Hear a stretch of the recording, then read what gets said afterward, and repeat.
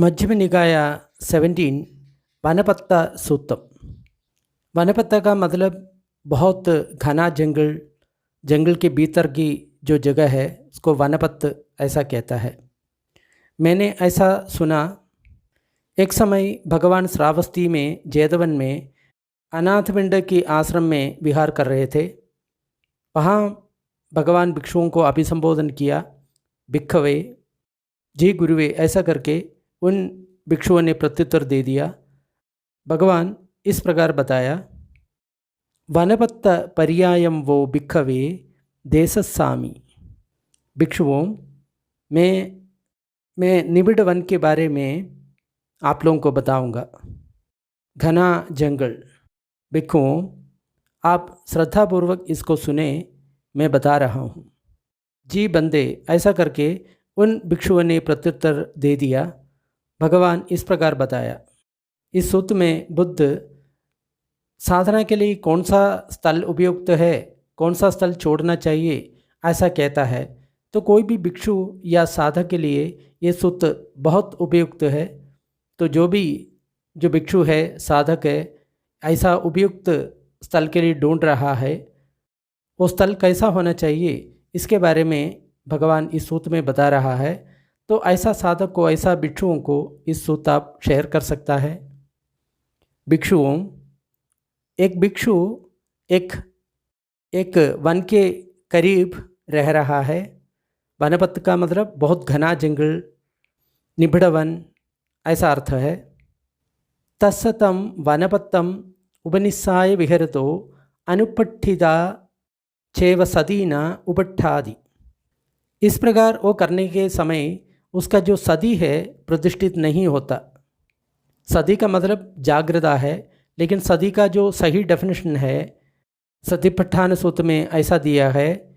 वो 4 सतिपट्ठाना है: कायानुपස්සना, वेदनानुपස්සना, चित्तानुपස්සना, धम्मानुपස්සना।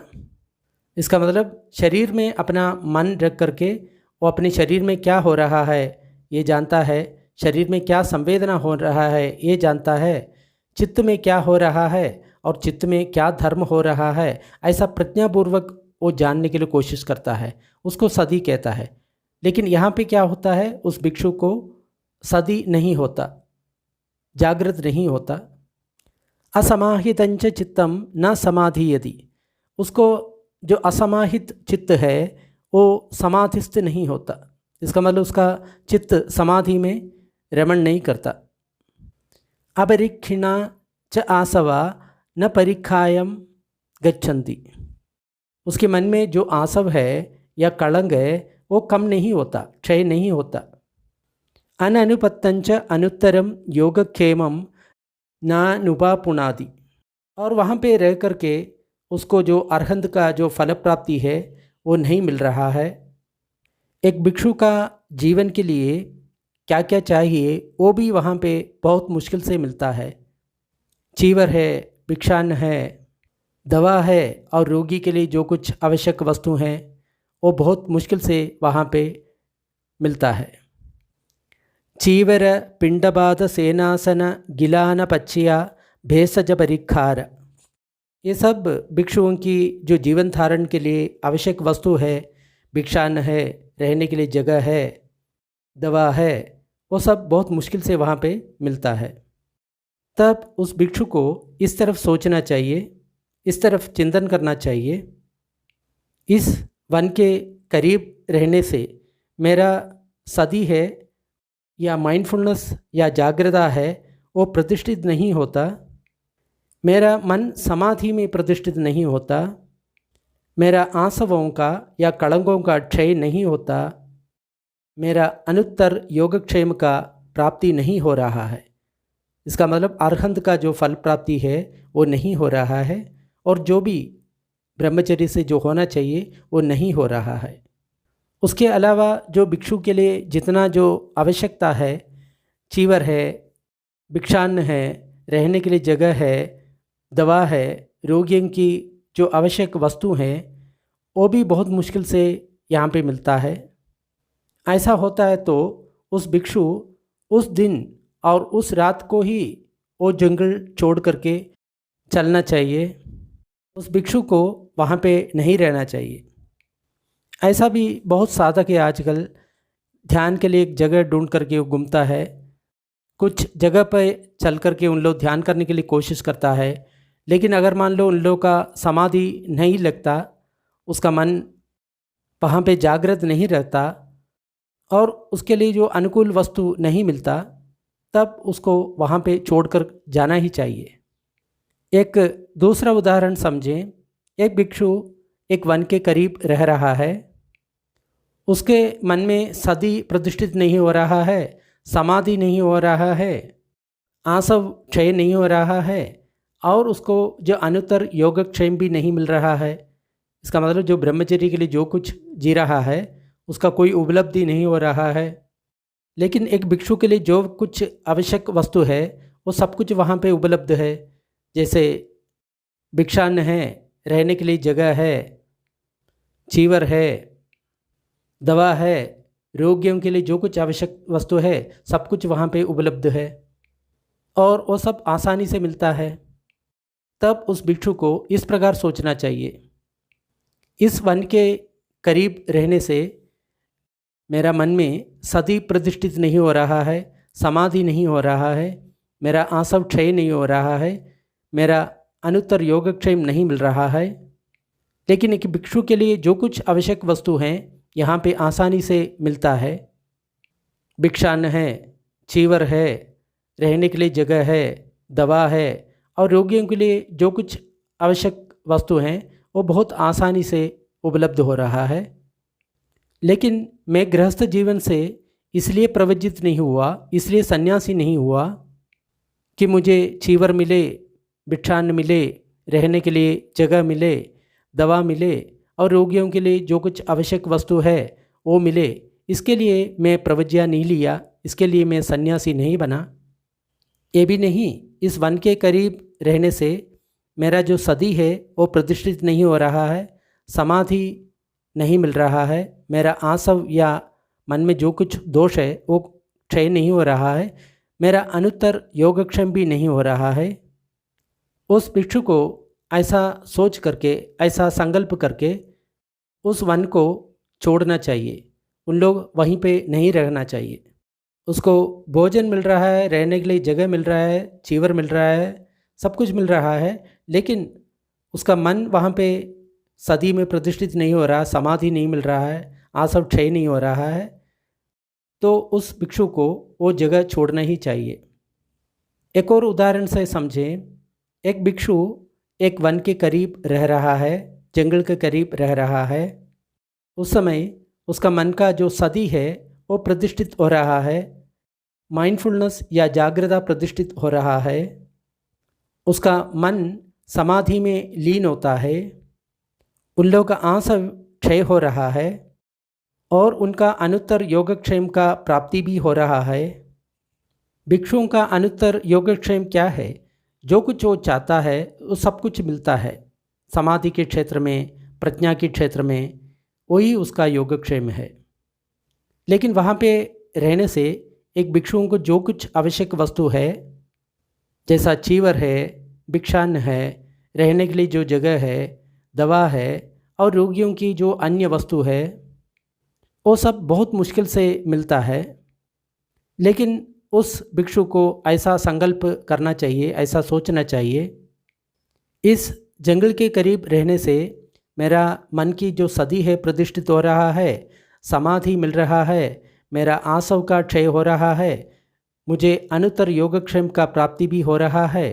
लेकिन अपने जीवन के लिए जो कुछ आवश्यक वस्तु है, जैसे भिक्षान्न है, चीवर है, रहने के लिए जगह है, दवा है और रोगियों के लिए अन्य वस्तु है, वो मुश्किल से मिलता है।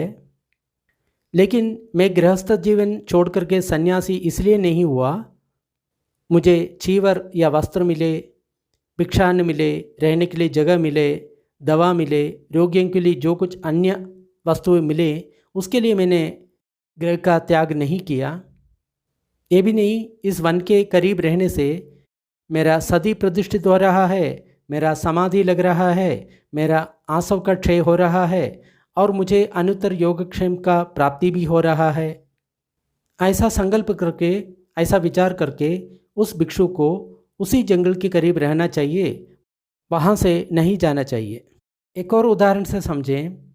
एक भिक्षु एक वन के करीब रह रहा है। वहाँ पर रहने से उन लोग का सदी प्रतिष्ठित हो रहा है, समाधि लग रहा है, उसका जो आसव है क्षय हो रहा है, अनुत्तर योगक्षेम उन लोग को प्राप्त हो रहा है। और भिक्षुओं की जीवन के लिए जो कुछ उपयुक्त वस्तु है, जैसे भिक्षान्न है, चीवर है, रहने के लिए जगह है, दवा है, रोगियों की अन्य जो आवश्यक वस्तु हैं, वो बहुत आसानी से वहाँ पे मिल रहा है। फिर वो भिक्षु ऐसा सोचना चाहिए, संकल्प करना चाहिए, इस जंगल के करीब रहने से मेरा सदी प्रतिष्ठित हो रहा है, समाधि लग रहा है, मेरा आसव का क्षय हो रहा है और मुझे अनुत्तर योगक्षेम का प्राप्ति भी हो रहा है। और भिक्षु जीवन के लिए जो कुछ उपयुक्त वस्तु है, चीवर है, भिक्षान्न है, दवा है, रहने के लिए जो जगह है, वो सब आसानी से मुझे मिल रहा है। तब उस भिक्षुओं को वो जंगल के करीब अपनी जीवन के जो बचा हुआ दिन है वहीं पे उसको बिताना चाहिए। वहाँ से उसको प्रस्थान नहीं करना चाहिए, वहाँ से वो कभी नहीं जाना चाहिए। अब वन की बात हो गया। अब एक भिक्षु अगर मान लो एक विलेज में रह रहा है तो उस समय क्या होता है उसके बारे में बता रहा है। ऐसा समझो, एक भिक्षु एक ग्राम का सहयोग लेके रह रहा है, इसका मतलब है कि विलेज में रह रहा है। एक भिक्षु इस नगर का सहारा लेके रह रहा है। भिक्षु एक जिला का सहारा लेके रह रहा है, ए सिटी। एक भिक्षु एक जनपद या राज्य का सहारा लेकर के रह रहा है। एक भिक्षु एक व्यक्ति का सहारा लेके एक जगह में रह रहा है। विलेज, टाउन, सिटी, कंट्री या एक व्यक्ति के सहारे लेके एक भिक्षु रह रहा है, लेकिन वहाँ पर उस भिक्षु का सदी प्रतिष्ठित नहीं हो रहा है, समाधि नहीं लग रहा है, आसव का क्षय नहीं हो रहा है, अनुत्तर योगक्षेम का प्राप्ति नहीं हो रहा है। और जो कुछ भिक्षुओं के लिए जीवन के लिए उपयुक्त है, जैसे भिक्षान्न है, रहने के लिए जगह है, चीवर है, दवा है और रोगियों के लिए जो कुछ अन्य चीज़ है, वो सब बहुत मुश्किल से उन लोग को मिलता है। तो उस भिक्षु को इस प्रकार विचार करना चाहिए, यहाँ पर रहने से मेरा सदी प्रतिष्ठित नहीं हो रहा है, समाधि नहीं लग रहा है, आसव का क्षय नहीं हो रहा है और अनुत्तर योगक्षेम का प्राप्ति भी नहीं हो रहा है, और जीवन के लिए जो कुछ अन्य आवश्यक वस्तु है वो भी बहुत मुश्किल से मुझे मिल रहा है। तब उस भिक्षु उस व्यक्ति को बिना पूछ करके, दिन या रात हो, वहाँ से चलना चाहिए, उसके पीछे नहीं जाना चाहिए। गांव है, नगर है, सिटी है या कंट्री है या एक व्यक्ति है, अगर यहाँ पे ये सब कुछ नहीं हो रहा है तो तुरंत वहाँ से जाना चाहिए, फिर वहाँ पे नहीं जाना चाहिए, ऐसा बोल रहा है। अभी एक और उदाहरण से समझें। एक भिक्षु एक व्यक्ति के सहारे जी रहा है, वो व्यक्ति उस भिक्षु को जो कुछ चाहिए वो दे रहा है, तो वहाँ पे रहने से उसका सदी प्रतिष्ठित नहीं हो रहा है, समाधि नहीं लग रहा है, आसव का क्षय नहीं हो रहा है, अनुत्तर योगक्षेम का प्राप्ति भी नहीं हो रहा है। लेकिन एक भिक्षु की जीवन के लिए जो कुछ आवश्यक वस्तु है वो बहुत आसानी से मिल रहा है। तब उस भिक्षु को इस प्रकार विचार करना चाहिए, मेरा सदी प्रतिष्ठित नहीं हो रहा है, समाधि नहीं हो रहा है, आसवों का क्षय नहीं हो रहा है, अनुत्तर योगक्षेम भी नहीं मिल रहा है। लेकिन एक भिक्षुओं के लिए जो कुछ जीवन के लिए आवश्यक है वो सब कुछ यहाँ पे आसानी से मिल रहा है। भिक्षान्न है, रहने के लिए जगह है, चीवर है, दवा है इत्यादि। तो उस भिक्षु को इस प्रकार सोच करके उस व्यक्ति को छोड़ना चाहिए, उससे विदा भी नहीं लेना चाहिए एंड उसके पीछे कभी जाना भी नहीं चाहिए। एक दूसरा उदाहरण से समझने के लिए कोशिश करेंगे। एक भिक्षु एक व्यक्ति के सहारे में जी रहा है, उसका सदी प्रतिष्ठित हो रहा है, समाधि भी लग रहा है, आसव का क्षय हो रहा है, अनुत्तर योगक्षेम का प्राप्ति हो रहा है लेकिन एक भिक्षुओं के लिए जो कुछ आवश्यक वस्तु है वो बहुत मुश्किल से मिलता है। जैसे भिक्षान्न है, चीवर है, रहने के लिए जगह है, वो सब बहुत मुश्किल से मिलता है। तब उस भिक्षु को ऐसा सोचना चाहिए, यहाँ पे रहने से मेरा सदी प्रतिष्ठित हो रहा है, मेरा समाधि लग रहा है, मेरा आसव का क्षय हो रहा है, अनुत्तर योगक्षेम का प्राप्ति भी हो रहा है। लेकिन भिक्षु का जीवन के लिए जो कुछ आवश्यक वस्तु है वो बहुत मुश्किल से मुझे मिलता है। ऐसा संकल्प करके उस भिक्षु उस व्यक्ति को छोड़ना नहीं चाहिए, उस व्यक्ति के करीब ही रहना चाहिए। एक और उदाहरण से समझें। एक भिक्षु एक व्यक्ति के सहारे जी रहा है, वहाँ पे रहने से उसका सती प्रतिष्ठित हो रहा है, समाधि लग रहा है, उसका आसव का क्षय हो रहा है, उसका अनुत्तर योगक्षेम का प्राप्ति भी हो रहा है। और वहाँ पे एक भिक्षु के लिए जो कुछ आवश्यक वस्तु है, जैसे भिक्षान्न है, चीवर है, रहने के लिए जगह है, दवा है, और रोगियों के लिए जो कुछ अन्य आवश्यक वस्तु है वो बहुत आसानी से मिल रहा है। तब उस भिक्षु के मन में ऐसा विचार करना चाहिए, ऐसा संकल्प करना चाहिए, इस व्यक्ति का सहारे से रहने से मेरा सती प्रतिष्ठित हो रहा है, समाधि पुष्ट हो रहा है, आसव का क्षय हो रहा है, और मुझे अनुत्तर योगक्षेम का प्राप्ति भी हो रहा है। और एक भिक्षु के लिए जो कुछ आवश्यक वस्तु है बहुत आसानी से मुझे मिल रहा है। फिर उस भिक्षु उस व्यक्ति को जीवित पर्यंत उसके करीब रहना चाहिए, वहाँ से कभी नहीं जाना चाहिए। अगर वो व्यक्ति उस भिक्षु को भेज देगा तब भी नहीं जाना चाहिए। बुद्ध ने ऐसा बताया। तब उस भिक्षु ने भगवान बुद्ध जो कुछ बताया है उसको अनुमोदन किया। यहाँ पे भगवान बुद्ध हमको ये सिखा रहा है, भोजन या चीवर या रहने के लिए जगह या दवा, ये सब एक भिक्षु के जीवन में इतना महत्व नहीं रहता। उसका महत्व इतना ही है, अगर मान लो उसकी मन में सती प्रतिष्ठित हो रहा है, समाधि हो रहा है, उसका आसव का क्षय हो रहा है, योगक्षेम हो रहा है, तो जितना भी मुश्किल उसके सामने आ जाए फिर भी वो अपना जो काम है नहीं जोड़ना चाहिए, उस जगह को नहीं छोड़ना चाहिए, ऐसा बता रहा है। वनपत्त सूत्र का समाप्त हो गया। अगर आपको इस वीडियो पसंद आया तो ज़रूर लाइक और शेयर करें, और वीडियो के लिए डिस्क्रिप्शन बॉक्स देखें। थोड़ी देर पुण्य वितरण का अभ्यास करेंगे। सभी दुखियारे प्राणी दुख विमुक्त हो, भयभीत प्राणी भय विमुक्त हो, सब प्राणियों को मुक्ति मिले, हमारा इस पुण्य कर्म में सब भागीदार हो, इससे सब प्राणियों को सुख शांति मिले। धरती, जल और गगन के सारे प्राणी, अधोलोक, मनुष्यलोक, 6 देवलोक, 16 रूप ब्रह्मलोक, 4 अरूप ब्रह्मलोक के सारे प्राणी इस पुण्य में भागीदार हो। सभी देवता और ब्रह्म बुद्ध शासन का रक्षा करे। साधु साधु साधु।